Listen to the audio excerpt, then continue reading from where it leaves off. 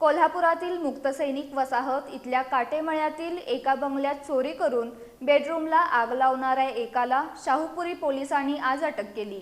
आशिष पाटील असं त्याचं नाव असून त्याच्याकडून दागिने आणि रोख रक्कम असा 9.25 लाखांचा ऐवज जप्त करण्यात आलाय। कोल्हापुरातील मुक्तसैनिक वसाहत इथल्या काटेमळ्यातील इरा गार्डन इथं शिवाजी आकाराम पाटील राहतात।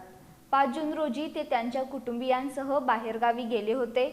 या दरम्यान मध्यरात्रीच्या सुमाराला चोरट्यांनी शिवाजी पाटील यांच्या बंगल्याचा दरवाजा बनावट चावीनं उघडून बंगल्यात प्रवेश केला होता।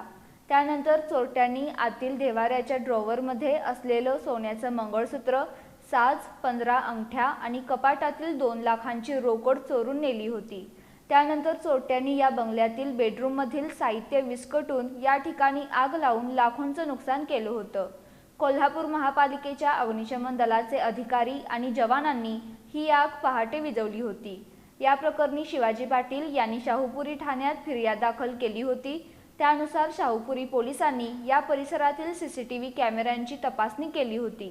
त्यातील फुटेज आणि मिळालेल्या गोपनीय माहितीच्या आधारे पोलिसांनी आज या चोरी प्रकरणी तसंच आग लावून नुकसान केल्याप्रकरणी याच परिसरात राहणाऱ्या आशिष जयकुमार पाटील याला अटक केली। पोलिसांनी त्याच्याकडून 6,75,000 रुपये किमतीचे सोन्याचे दागिने आणि 2 लाखांची रक्कम असा 9.25 लाख रुपये किमतीचा ऐवज जप्त केला।